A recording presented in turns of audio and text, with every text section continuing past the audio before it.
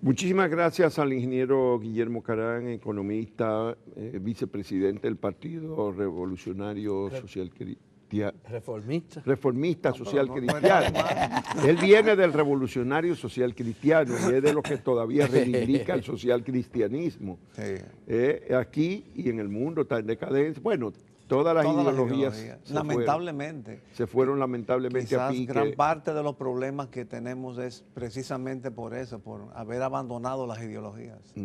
Esa es parte de la crisis de los partidos, Guillermo. Sí, claro. Tanto la falta de ideología como la falta de un discurso coherente, de identificación con las necesidades de la gente. Pero pienso que en mucho proviene de el haber abandonado y haber creído que las ideologías ya pasaron de moda. Como dijo aquel norteamericano de origen japonés en Estados Unidos, que habló de la muerte de las... El fin de las ideologías. ¿Cómo que se llama? No en Fujimori, ¿no? Fukuyama. La muerte de las ideologías. Sí, pero las ideologías dan ética y valores.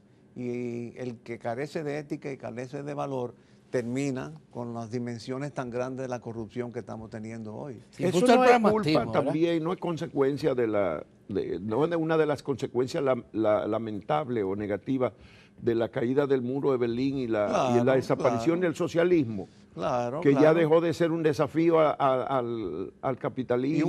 Y un freno a los excesos del capitalismo, por temor o por lo que sea, por previsión, pero recuerdo que incluso el presidente Balaguer, cuando cayó el muro de Berlín, yo estaba en un despacho reciente con él, le dije eso mismo, ¿no? Y, bueno, no voy a usar la palabra que le dije, pero nos embromamos, ¿no? ¿Todavía existe la Internacional Demócrata Cristiana o es como la Internacional Socialista que está en muy desaparición? dispersa, se ha fraccionado mucho, se ha formado una en América Latina, se ha trasladado de sede, antes estaba en Venezuela, luego pasó a México. En México la ideología está muy diseminada y realmente no está funcionando. Ha pasado con todas. Las internacionales ya son... Los partidos que la sustentaban, además, que estaban afiliados a estas organizaciones internacionales, como la Internacional Socialista, la Internacional Social Cristiana, se han debilitado. En muchos lugares se han fraccionado en 3, en 4 pedazos. Y ya no tienen la base que tenían antes. Incluso ellos mismos, con la negación de su propio nombre, han estimulado el abandono de las ideologías. Por ejemplo, uno de los partidos demócratas cristianos más grandes del mundo había sido el Partido Demócrata Cristiano Italiano, cambió de nombre. Y así como si tú cambias de nombre y emites un mensaje confuso, pues entonces ya la mística se va perdiendo. Pero la historia es pendular. Hay cosas que... Pero bueno, eso aquí...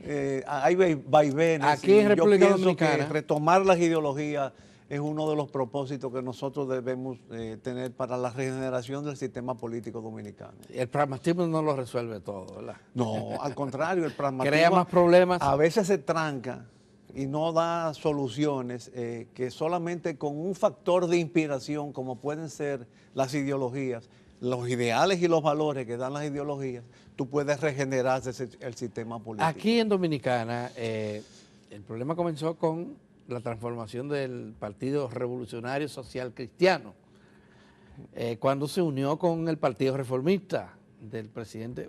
Balaguer se convirtió en social cristiano, dijeron. Logró coercionarse, logró permanecer en el poder inclusive, pero Guillermo, explíquenos qué fue lo que pasó, que todo esto como que se devoronó, porque el Partido Reformista hoy en día está...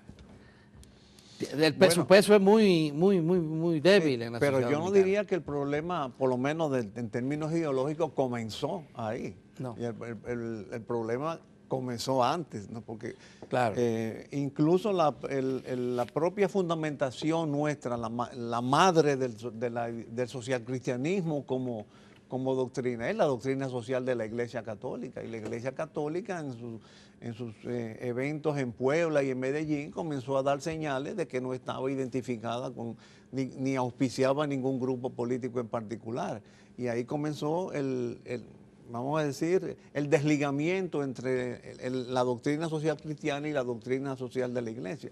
Pero en otras corrientes políticas también sucedió eso y sucedieron muchas cosas en el área de la izquierda. La socialdemocracia. La socialdemocracia. Y por supuesto todos los grados de socialismo y de marxismo. El partido marxista y socialista. Ahora, yo creo que el problema precisamente del reformismo es que no ha abrazado como debió haber abrazado la doctrina social cristiana, y con la pérdida de confianza en sí mismo se ha convertido en un partido que está apoyando, vive apoyando a otros partidos, incluso los demás partidos del sistema. Y cuando todo el partido del sistema está afectado por una situación como la que estamos viendo en términos de efectividad y eficiencia de la democracia, pues nos arrastraron a en esta degeneración.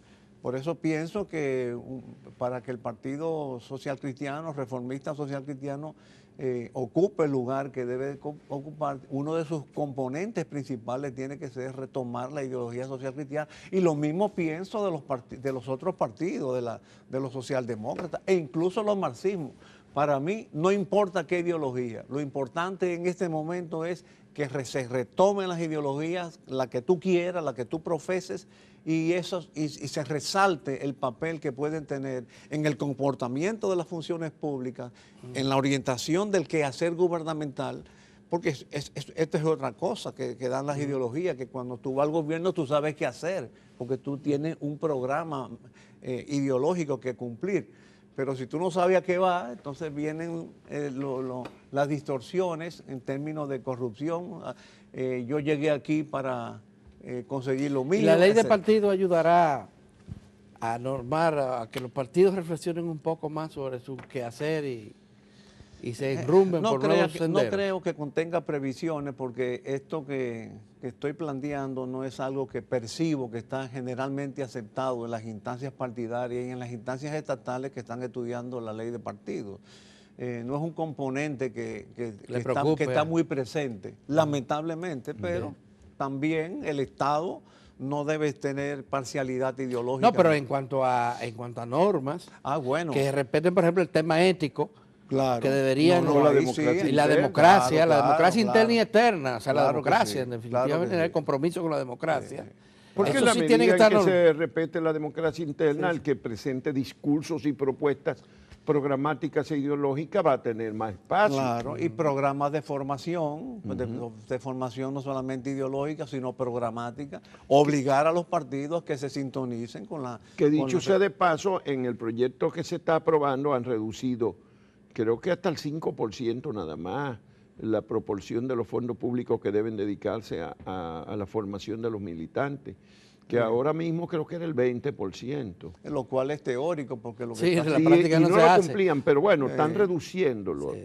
Y mucho lo están reduciendo. Yo creo que no es que me oponga a la ley de partido, por supuesto, es un instrumento que ayuda, pero lo importante es una voluntad política que nace con la conciencia de que tenemos que regenerar este sistema político que está totalmente descompuesto, y en esa descomposición arrastra la inefectividad e ineficiencia en cuanto a satisfacer las necesidades de la población. A propósito de eso, hemos visto por distintos ámbitos a la sociedad expresándose, enarbolando consignas, no solamente lo del movimiento verde. Ahorita mismo nosotros leíamos acá la carta pastoral de un conjunto de iglesias y plantean puntos. Sin embargo, nosotros no vemos a los partidos políticos de oposición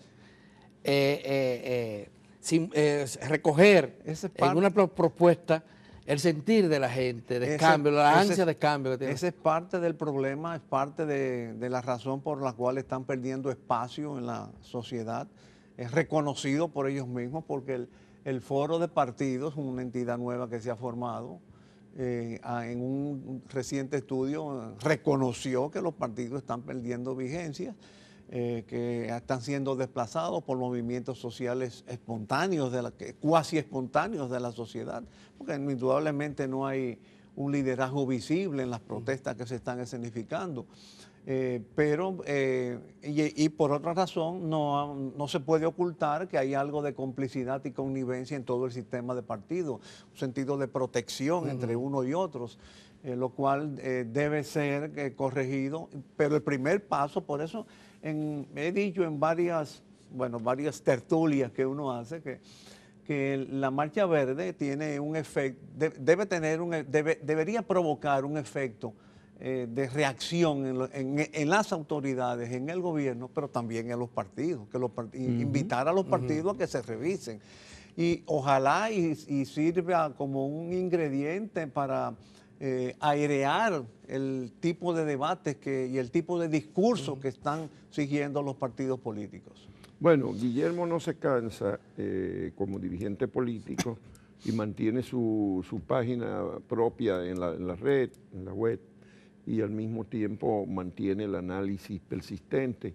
Primer año del gobierno de este segundo periodo de gobierno del presidente Medina. ¿Cómo lo ves? ¿Cómo lo enjuicias? Bueno, no veo cambios importantes en las políticas que han distorsionado el ejercicio gubernamental y que han provocado unos efectos sociales negativos.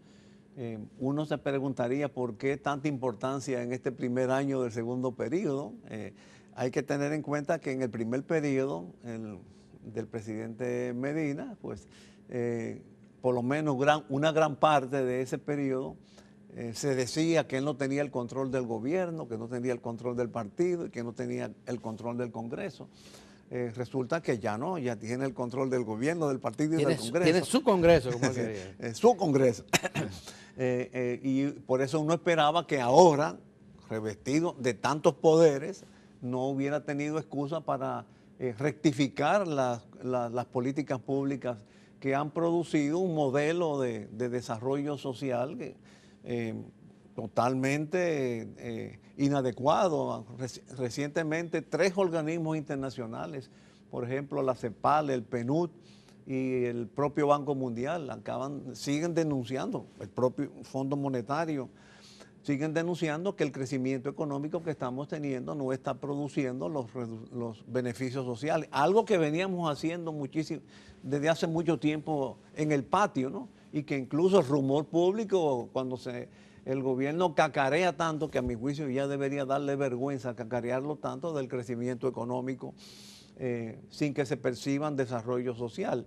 Esos organismos acaban de reconocer que se necesitan mejores resultados sociales, que el desarrollo humano provocado por el crecimiento económico queda minimizado cuando se enfoca desde el punto de vista de las desigualdades sociales, y que incluso la concentración de la riqueza ha aumentado. Somos junto con Costa Rica, en el área del Caribe, el único país donde la concentración de la riqueza está por debajo del 4%. El 20% más pobre solamente disfruta del 4% de la riqueza nacional, lo cual es una distorsión muy significativa.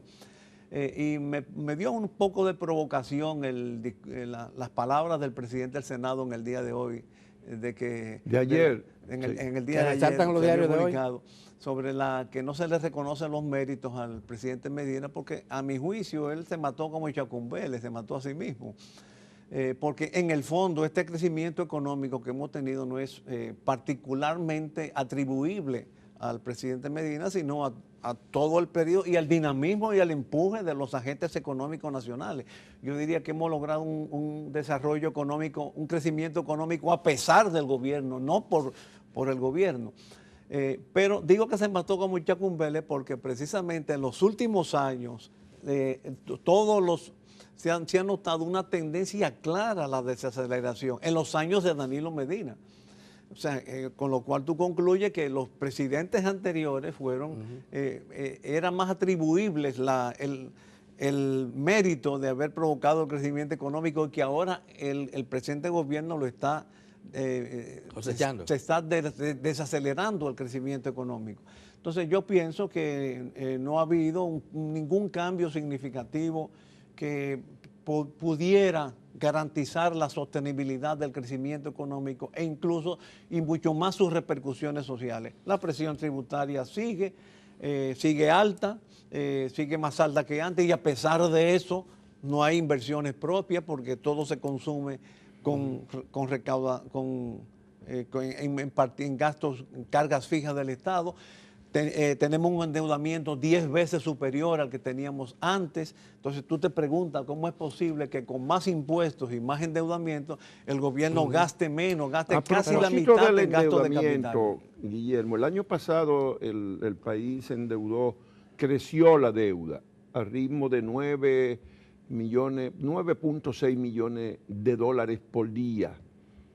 Eran 470 millones de pesos cada día que buscamos prestado, pero en el primer semestre de este año subió a 12.3 millones de dólares diarios. Así es. El endeudamiento.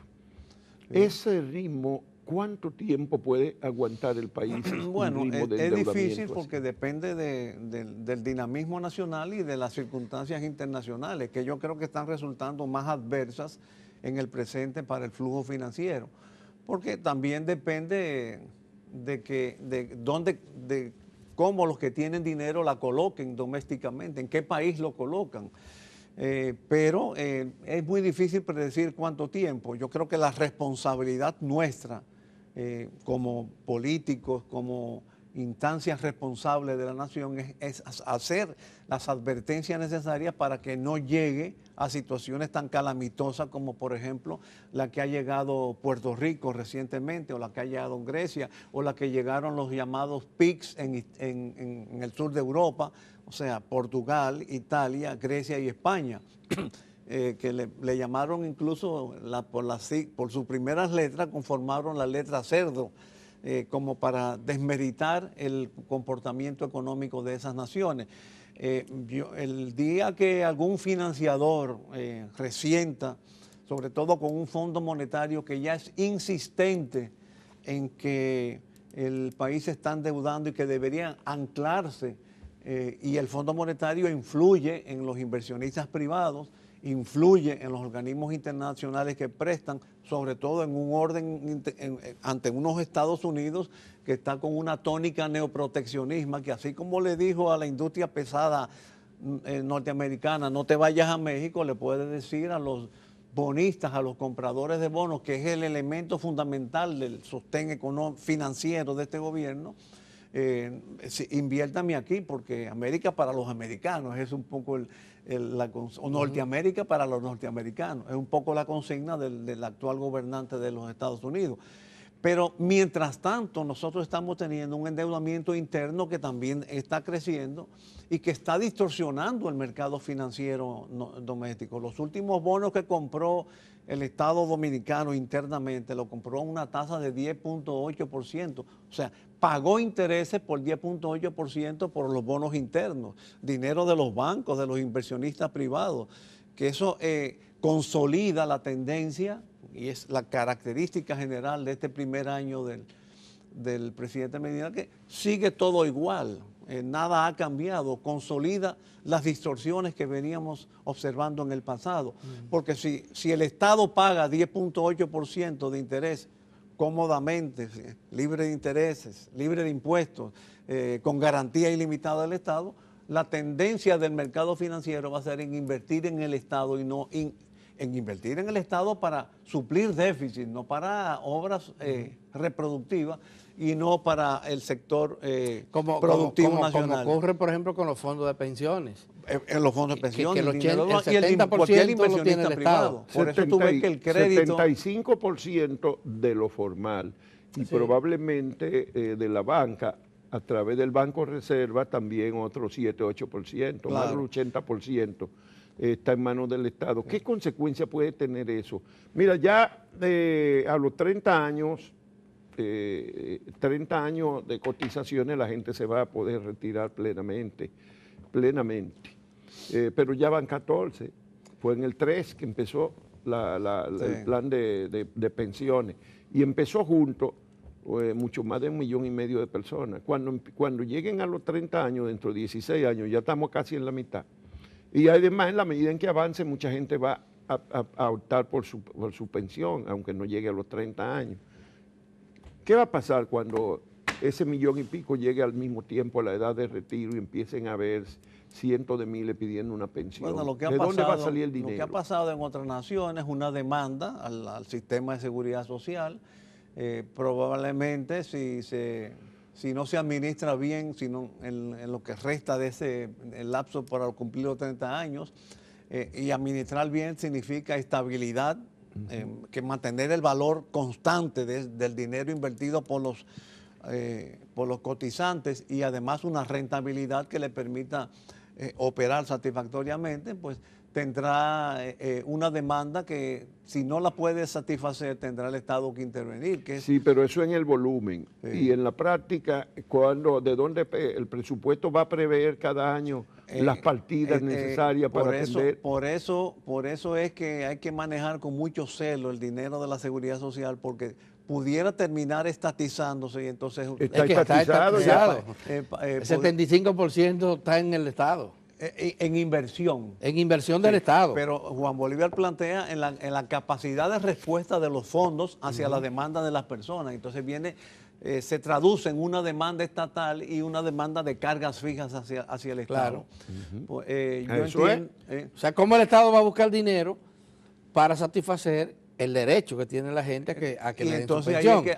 Por eso es el peligro de la deuda, de las deudas internas. Sí. Nosotros estamos teniendo una deuda interna fuerte, todavía arrastrada de la crisis bancaria del año 2002, que es los certificados de participación del Banco Central, que andan por los 10.000 millones de dólares. Ahí hay una parte de los los ahorros de las pensiones, están ahí, justamente. Claro. Pero si a esta deuda cuasi fiscal tú le agregas una potencial deuda cuasi también fiscal, porque es cuasi fiscal, tendríamos un Estado muy demandado por deudas, y eso es precisamente lo que uno tiene que tratar de evitar. Y como no hemos llegado a eso, tenemos que advertirlo insistentemente. Pero los economistas no insisten en eso, Guillermo, como que están esperando que lleguemos para insistir en advertir eso. Bueno, yo no quiero referirme ni criticar colegas, pero lo cierto del caso es que hay otras urgencias mayores, porque las advertencias que se hacen sobre la deuda no dejan de tener ese referente a largo plazo. Lo que pasa es que hay que hablar con mucha prudencia, no vaya a inducir un pánico que sea magnificador de los males reales que estamos teniendo, porque las expectativas en la economía son muy fuertes. Pero yo en eso recuerdo mucho, y lo repito, Juan Bosch en la campaña electoral del año 82, cuando calificaba a ciertos políticos como incapaces de gobernar, porque él decía que el político tenía que saber anticipar las situaciones para tomar los correctivos antes de tiempo. Prevenir, no lamentar. Prevenir. Y eso es lo que hemos venido haciendo. Y eso es precisamente lo que el gobierno no entiende. Eso es lo que falta. Porque por más que se le ha venido insistiendo al gobierno domésticamente, la oposición, pero también ya organismos internacionales. Te he citado 4 que han advertido sobre el problema de la deuda, que han advertido sobre la desigualdad que está provocando el desarrollo actual, el modelo de desarrollo actual, que han advertido sobre la mayor concentración de la riqueza que estamos observando. A pesar de eso, el gobierno, los funcionarios siguen defendiendo el manejo de la deuda, y tú tienes que el presidente del Senado acaba de acusarnos a los que no vemos las cosas tan optimistas como ellos, de mezquinos, mediocres y miopes. Y miopes. Yo creo que la mezquindad y la miopía están en el otro lado de la acera. Sí, pero hay parte de los argumentos del gobierno para llegar a decir lo que dijo Reinaldo Pared, es que la oposición y los economistas, los analistas se niegan a entender lo positivo, según el gobierno, que ha sido el cambio de política en lo que tiene que ver con el gasto social, que se ha incrementado significativamente, o se ha desviado principalmente para incrementar el gasto fiscal, y se pone como ejemplo el 4%, la visita sorpresa, otras acciones que favorecen al sector agropecuario. ¿Qué piensas? Y la reducción del desempleo. Déjame comenzar por lo último. Yo dije en el segmento anterior que el gobierno sea el comprador consuetudinario de dinero privado distorsiona el mercado financiero. 10.8% CITE, la última adquisición de bonos en este mes, en agosto. Bueno, ¿qué pasa? Que como consecuencia de eso, los inversionistas nacionales, entiéndase, fondos de pensiones, bancos e inversionistas privados invierten en el Estado, porque tienen una tasa de interés más atractiva. Eso hace que el crédito a la agricultura haya disminuido, y a la industria también. Si tú analizas el boletín semestral del Banco Central en el primer semestre del año, esos dos renglones, la agricultura y la industria, han disminuido. No hay crédito para la agricultura ni la industria. Pero ayer aquí está el ministro, antier, el ministro de Agricultura sostiene aquí que han crecido enormemente. Bueno, y que el Banco Agrícola ha manejado cerca de 80.000 millones. ¿En cuántos años? En el periodo de Danilo. En el periodo de Danilo. Las cifras oficiales, las cifras oficiales tú tienes que buscarlas en el Banco Central. 23.000 millones, está hablando bueno, ¿qué pasa? Pero independiente el problema no es el monto, sino la proporcionalidad y el ritmo de crecimiento. Entonces, si tú tienes una agricultura que no está recibiendo el apoyo financiero necesario y una industria no está creando los empleos necesarios para mejorar la calidad de vida, y por eso el índice de desarrollo humano, que a pesar de que ha ido creciendo, pero se disminuye, se minimiza cuando tú incorporas los elementos sociales. Las visitas sorpresas, muy bien, para los que son visitados, pero ahí se ofrece dinero a baja tasa de interés cuando el Estado está pagando más. Pero el Banco Agrícola bajó a un 8%. El Estado ofrece el 9%. El Banco Agrícola bajó a un 8% de interés, lo está pagando. Ve a buscar. Hay que tomarlo con piso para ellos, para los visitados. Pero para mantener la tasa de un 8%, comprando el dinero a casi el 11%, tú tienes un déficit de un 3%. Entonces, eso es lo que un déficit fiscal, que es lo que atrae el dinero privado. Y eso es lo que permite, eso es otra de las distorsiones. Porque en el fondo, mientras los visitados reciben el dinero, si es que lo reciben, porque hay muchas quejas de que lo anunciado no se recibe, tienes que castigar a la macroeconomía agropecuaria. El índice de la actividad agropecuaria después de las visitas sorpresas no ha sido mayor que antes de las visitas sorpresas, según los análisis que yo he hecho, basándome en las cifras del Banco Central en cuanto a los índices de crecimiento de la actividad agropecuaria. Es decir, que macroeconómicamente tú no puedes decir que han sido positivas. Pero socialmente sí. Bueno, pero no, ahí tú le agregas, tú no sabes si es un gasto social o un gasto clientelista, porque hay que ver con mucho cuidado. La asistencia social siempre será necesario, pero cuando tú la perpetúas, cuando tú acostumbras a la ciudadanía a un tipo de asistencia social, tú estás inhibiendo la capacidad de emprendimiento de la población. Pero no cuando se hace como lo está haciendo el gobierno, porque lo que plantea el gobierno como algo esencial es que está fortaleciendo la asociatividad de los campesinos, y a través de esa asociación, que no es nueva porque existía, claro.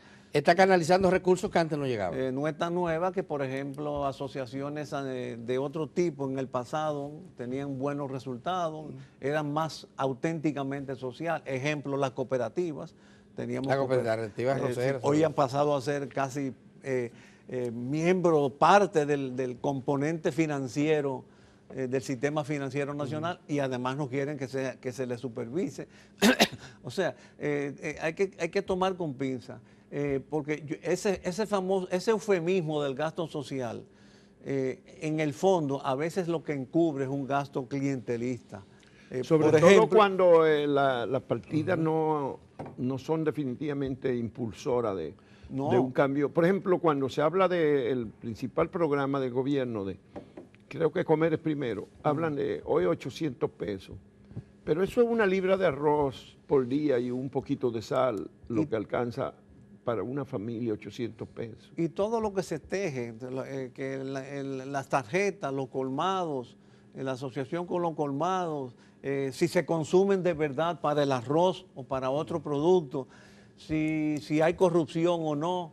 Si además las tarjetas te permiten identificar con la cédula, te la cruzan con el padrón electoral y te controlan. Entonces, yo creo que todo eso son elementos distorsionantes, pero sobre todo el acostumbrar a una sociedad a vivir a depender de la mano generosa, entre comillas, del Estado, tiene un efecto finalmente negativo que yo creo que debe ser corregido.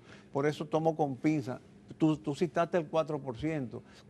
Bueno, ¿hasta dónde el 4% es una decisión libérrima del Estado o es consecuencia de una presión social que le obligó? Un ejemplo de la presión social. Claro. A fin Sí, de claro, cuentas claro. estamos enarbolando eso como el gran éxito del gobierno. No hay duda. Claro. Y hay una serie de cuestionamientos. Pero además que tenemos un 4% del Producto Bruto para la educación, pero la calidad educativa, ¿qué? ¿Cómo estamos calificados en los foros internacionales? Fíjate el conflicto que hay ahora con los maestros. Ustedes trajeron recientemente al titular de educación que cantó como gallo y puso como gallina con relación a la depuración de las nóminas de los maestros. Resulta que ahora la mayoría de los que están excluidos o estaban en licencia médica o están pensionados o en vía de pensión o de jubilación. Parece que van a quedar 2.000, de 8.000 original, después se redujo a 4.000 porque establecieron con una que nómina había tan una grande, parte. Y ahora la ADP claro. dice que hay otra parte que fueron de los que han pensionado recientemente que todavía no estaban descargados. Y es una práctica del gobierno que desde fin. el momento que tú tienes derecho a la pensión, mientras tanto tú te retires. Bueno, pero lo que no se ha hecho es depurar la nómina administrativa. El informe de Educa del año pasado indicó que después del 4%, el personal administrativo creció en 33.000 personas, en una proporción del 78%, creo que era, creció el personal administrativo versus 27% que creció el personal docente. Entonces, a donde hay que enfocar la mirada es hacia la nómina administrativa. ¿Dónde se meten 33.000 personas nuevas en la administración educativa? Habría mucho, tendría que ser muy miope para no verlo. Tendría que haber una miopía muy grande para no verlo, para seguir con el amigo Reinaldo Paredes. Ahora, yo creo que el mejor gasto social... Son 3 M, la de Reinaldo Paredes. El miopía, mejor gasto mezquindad social. Y miopía, mediocridad. Y mediocridad. Son 3 M. Mediocridad, miopía y mezquindad. El mejor gasto social es el que se ejecuta, se formula, se propicia para generar una economía que genere empleos, para montar una economía que genere empleos. Y actualmente el gasto social, entre comillas, vamos a llamarle el gasto fiscal, no está orientado hacia una economía de satisfacción de necesidades y a una economía de generación de puestos de trabajo.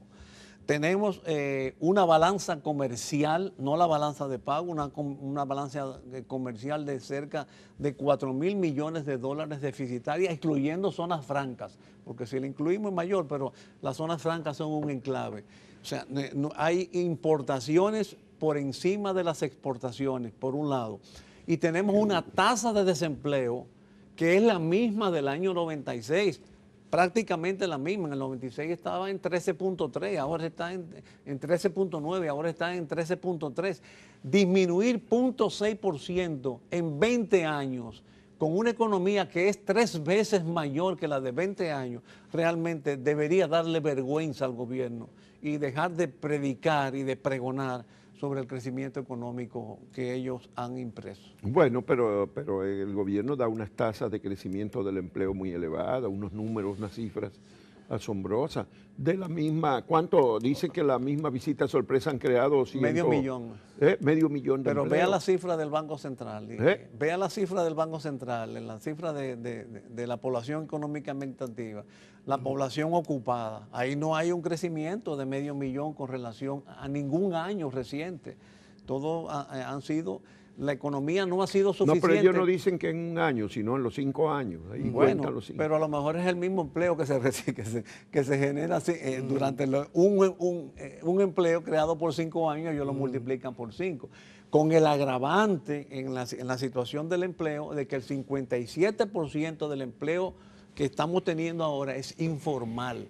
Informal significa que no cotiza, que no es un empleo digno, que no es un empleo estable, que no cotiza la seguridad social, que no se le garantiza seguridad social y que tampoco tributa, lo cual es... Bueno, Guillermo, finalmente tu condición de político, la oposición, la impresión que uno tiene es que los partidos de oposición no están aprovechando este año de debilidad política que ha tenido el gobierno, de baja del gobierno, de la imagen, de la popularidad del presidente, que no lo están aprovechando, que están demasiado dispersos en las luchas internas, tanto en el Partido Reformista y ahora en el PRM, ya hay una abierta lucha grupal por la predominancia en ese partido. Y en el PLD también.